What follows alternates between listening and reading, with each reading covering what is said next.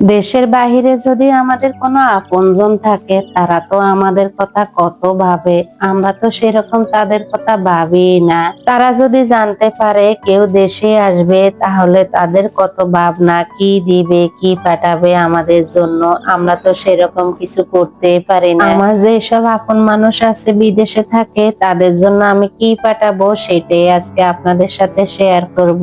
আসসালামু আলাইকুম, সবাই কেমন আছেন? আলহামদুলিল্লাহ আমি তো ভালো আছি। সকাল 6টা বাজে আজকে নাস্তাটা বানাইলাম, কিন্তু খাইলাম আমি 10টার দিকে। বাজে নাস্তা বানানোর কারণ হলো আমার হাজবেন্ড চলে যায় 7টার দিকে অফিসে, আর আমার মেয়ে চলে যায় 7:30টার দিকে স্কুলে। ঠিক এই কারণে আমাকে সকাল সকাল নাস্তাটা বানাইতে হয়। এত সকালে তো আর খাওয়া যায় না, তাই আমার খাইতে খাইতে 9টা 10টা বেজে যায়। আমাদের বাসার দারোয়ানে অনেকগুলা লাউ শাক করেছে নিচে, তাই উনি কিছু শাক দিয়ে গেছে। আজকে ওই শাকটাই আমি রান্না করব, আর কিছু শাক ফ্রিজে রেখে দিব পরের দিনের জন্য। লাউ শাক দিয়ে মাছ দিয়ে রান্না করলে তো আমার বেশ ভালো লাগে, আর আমাদের ঘরের সবাই তো আলু খোর, আলু না হলে কারো চলে না।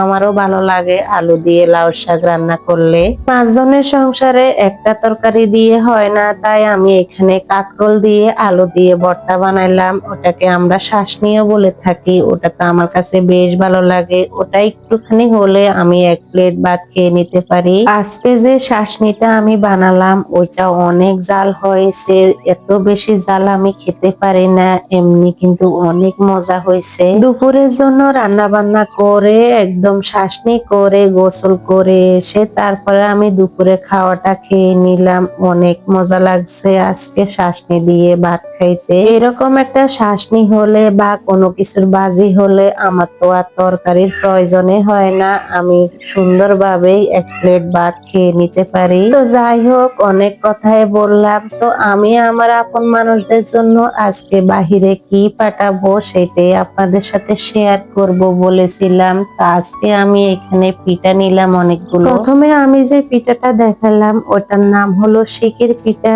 তারপরে ডিমের পিঠা, তারপরে এখানে শামুক পিঠা আমরা বলে থাকি। আপনাদের এলাকায় এই পিঠাগুলোকে কি নামে বলে অবশ্যই আমাকে কমেন্টে জানাবেন। তো যাই হোক, অনেক কথাই বললাম। আমার আম্মা এই পিঠাগুলা বানাইছে আমার বোনের জন্য, ও বাইরের দেশে থাকে, ওকে এগুলা আমরা পাঠাবো। আমার ছোট দেবর যাবে ওইখানে, তাই ওর কাছে পাঠাবো। আমার আম্মা একা একা এতগুলা পিঠা বানাইছে, তার ছোট মেয়েকে দেওয়ার জন্য আমি কোনো সাহায্যই করতে পারিনি। সংসারে কাজ আর বিয়ের কাজ নিয়ে আমি এতটা ব্যস্ত হয়েছিলাম, তাই আর আমার আম্মাকে কোনো সাহায্যই করতে পারিনি। আমি এত বড় ভিডিও কেউ দেখতে চায় না, তাই আমি অর্ধেকটা করলাম, বাকি ভিডিওটা আমি পরবর্তীতে আপনাদের সাথে শেয়ার করে দিব। তা আজ এই পর্যন্তই, আল্লাহ হাফেজ। Thank you for watching.